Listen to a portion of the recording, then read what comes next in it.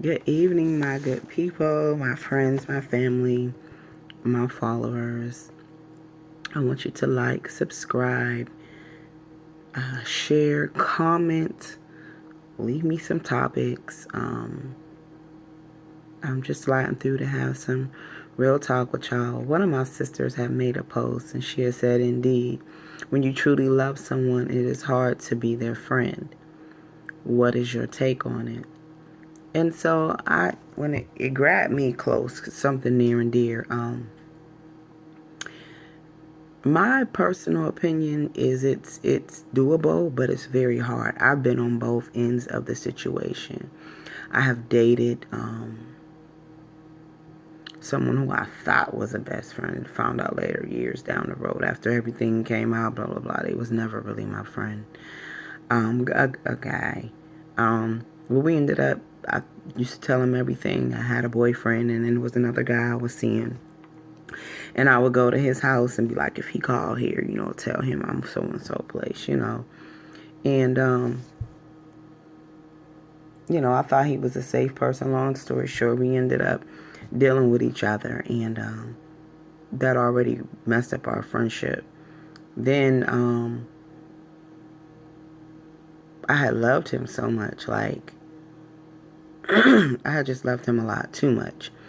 I had made him my everything, and basis of the long history that at one point I thought he was my best friend, and it turned out not to be so. I was very heartbroken, very hurt by him. I was absolutely devastated.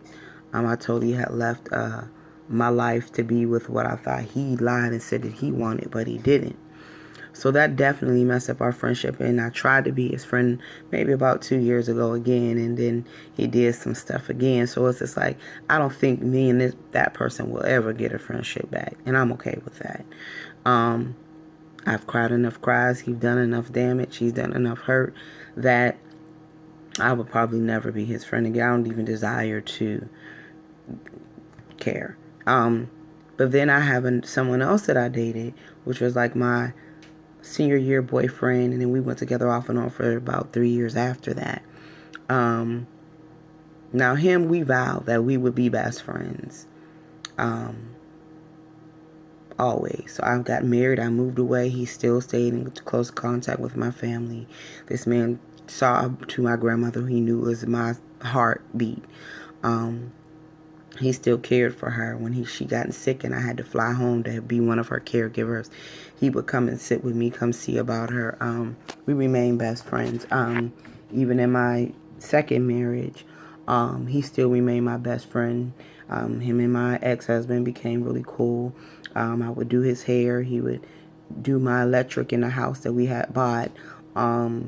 We were best of friends. Like, he still came to see about me. When I was pregnant with my son, my son first touch he ever felt, kick, was this man's touch. So we were the best of friends. And I could say we were honestly the best of friends till about 2016. Something happened. I don't know. He just stopped coming around. Everybody says because of who he's dating, which I believe it is too. But we are no longer the best of friends. Not on my end. We didn't fall out that I don't know. You know how some people just stop talking to you. You don't know what you did. But I know I personally did nothing to him. We definitely looked out for each other. It was a time that his mother-in-law, ex-mother-in-law, but still his mother-in-law to me, had passed away. He needed to get there to his ex-wife, and rightfully so, and to his children. And I just dropped him some money, like, here you go, get up there, you need to be with your family. They need you. Even though they were separated at the time, they still need you. That's the kind of friends we were. And eventually me and his now ex-wife, we became very close friends. At first she was like, oh, you still want, it wasn't nothing like that. We really promised we would be best friends. So it's kind of weird now that we're not, but my love don't change because I ain't do nothing for he didn't do anything to me. But I think it's just the relationship. They know how our relationship always was, and sometimes people can be intimidated by that, being that me and the person he dates once upon a time were friends. So sometimes when they've been around you in your relationship and they know how you moved in your relationship and how that love was genuine and real, they already have a guard up because they already know, even though it's not even that like that with me and him, they still know. So sometimes it's according to how you get somebody, is according to how some people fear losing them, so they kind of put blocks up in the way, and hey, that's their choice. But we would probably still be the best of friends in constant communication till this day. If those blockages hadn't been put in place. But so I could say on both ends that you can be the best of friends, and it's all a choice. It depends on how much you love the person, on what level you love them, and how strong it is, or what you guys went through, what caused you guys to break up, what caused you guys to not want to be together. I know, like I said, with the other person, the first person I mentioned, it was painful. The song that y'all know who I'm talking about, Deborah Cox. She sings with Teddy Riley's brother, We Can't Be Friends. That song is so super, super, super powerful to me. It was like at least 5 years straight that I would cry every time I heard that song. Like, it grabbed the heart-wrenching strings of my heart. Like, it did, because it was so real. It was so real to the fact to the T of the lyrics of the one that I said was my best friend, that I thought was my best friend. Because he still would come around my family. He would still show his butt up at family dinners. And I would be like, why are you here? Like, why do y'all still let him here? Like, he's done this to me, done that to me. Like, no loyalty whatsoever. Y'all just have him here. That song, I used to hate it. I loved it, but I hated it. It tore me to pieces. And I'm so glad today I could listen to that song and it don't bother me, but that's how much I loved him. So sometimes, depending on what was done, how deep the hurt was, what was the circumstances that caused whatever the split was, can keep you from being their friend, because it may be too toxic. It might be too emotionally, mentally, or spiritually, or all the above toxic to you, that you just cannot. You have to break the soul tie. You have to walk away so that you can be strong and you can move forward, and that you can be healthy and whole. Especially if they have no type of get back right. Especially if they have no intentions on admitting they're wrong or owning their SHI. Especially if they just not, they're narcissistic, then you definitely just can't deal with them. You have to accept that you love somebody that didn't deserve your love, and they don't deserve your friendship. So you have to wean off of them and move forward. With the other person, we were the best of friends. We talked about everything. I could tell this person anything, and he could tell me anything, and never went anywhere. We never judged each other. We genuinely had a beautiful friendship that I bragged about, that I boasted about, because I knew that you could be friends with a man and it be platonic, even though you were lovers. I will always still love the other one, and I will always have some love for the one that I know that we can never be friends again. But there are two different types of love that I have for them. Two different, because we've carried out two different types of relationships, though they both were intimate relationships. So I say my take on it is you can. It depends on the circumstances and situation. But if you both are in agreement of doing that, and you purpose in your heart, mind, spirit, to make that what it is, then it can be so. You have to set boundaries. Example, if I know I've been friends with John for 20 years and I start dating Taquan, and Taquan has a problem with John, from the gate, I'm going to say, look, John has been my friend for 20 plus years. This is going to always be my friend. Now, if you don't trust me, then that's a personal problem, because I've given you no reason to do that, or vice versa. I've been friends with Sherry for 20 plus years, and now I'm dating Kimberly. Kim, you have to accept the fact that this is my friend. We have grew up on the same block. We have shared some tears. We have, and yes, one time or another, maybe we were intimate, but we are really friends. People have to understand those boundaries, and you have to be willing to stand up for those boundaries, especially if you know that person has been purposeful in your life.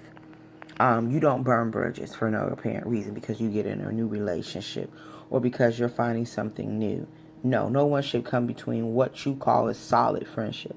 Now, if you come between you, then that's on you, you know.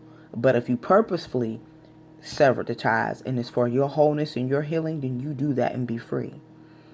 If you allow someone to come in and sever it, not cool. But if it's healthy and you know it benefits you and it was purposeful, I feel like you can do it. It can be successful. You can have your separate families that can intertwine, because I can say with my high school, senior high school boyfriend and his wife and his kids and myself, we were all intertwined. It didn't start out that way. Me and him always had, but she was skeptical and understandable, and you had people in her ear telling her foolishness, and I'm like, I'm not with sleeping with people's husbands. Like, that's not what my purpose is. You know what I'm saying? Like, that's not something, oh, some women, they get off, that's their thing. But that's like, no, like, I don't care if he was my ex, he's not my husband. He's, you know what I mean? We're friends, always. And so, when she recognized that, and me and her got close, and he used to get jealous. He used to get mad. Oh, you don't even come over here to see me no more. You just come over here. Of course, like, we vibing. Don't get mad.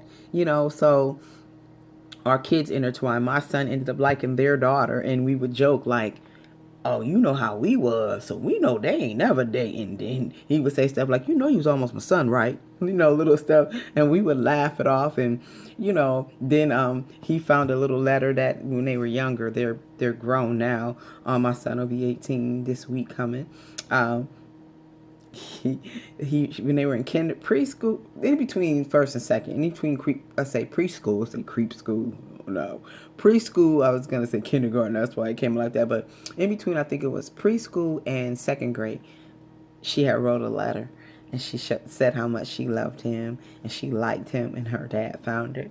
And I think her mom found it first, and then her dad found it, and she was like, "Girl, read this letter." I read it. It was so cute, and I was like, "Oh, she loved him for real," you know. So we laughed and laughed and laughed and laughed, and it's amazing how me and him don't talk anymore, but my son is now in the same state where they reside, and them two are back tight again, our son and daughter. So it's amazing how life will toss and turn and twist. You just have to be ready to get to the other side with all your power, might, and all means necessary, even on broken pieces.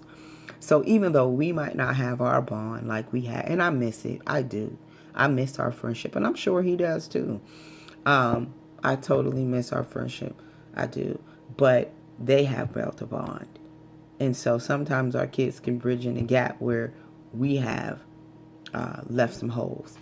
So I say all that to say, yes, you can indeed love someone and still be in a serious, committed friendship, platonically, um, you know, and it not ever be anything or go anywhere. And you can also be in one where you have to sever every tie. I've been on both sides of the fence. So I just wanted to give my take on it and what I feel, and I thought it was a very good topic. And when I start my show that I'm going to be starting, my podcast, with another one of my male friends, that's one of the topics we're definitely going to talk about. So, like I said, it'll be coming up here real soon. Just keep watching. I thank you guys who still do like, who still hit the like button, who share. I do appreciate you guys that try to keep my channel active, motivating, alive, because I truly know that I have something great to say. I don't just be on here talking about nothing, but I do have impactful and powerful things that I talk about.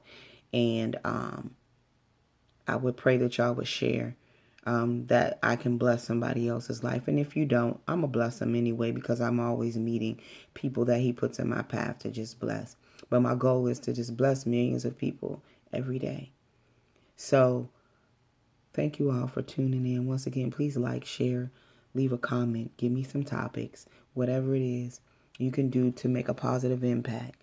Always be the light in somebody else's darkness. And remember, pray for me, y'all, as I pray for you, because I'm truly always praying for all y'all, boo. I just want to slide through and talk about some real life stuff on a real life topic that my sister had posted on Facebook. So Juju, I love you, boo. And I hope it helped you in some form or fashion, you know.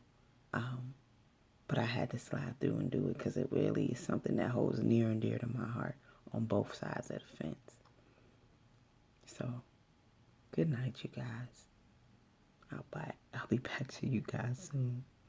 It's probably about midnight here. But I love y'all. Please be safe. Take care. Be protected. Cover up. Stay warm. Stay away from viruses. Wash your hands. Take a bottle of alcohol, one of those spray bottles about this big. Spray elevator doors. Spray doorknobs and spray your hands. And keep some Clorox wipes in your car with you. It's that real out here, y'all. But I just had to slide through and give y'all some real talk. Respectfully, y'all know who it is.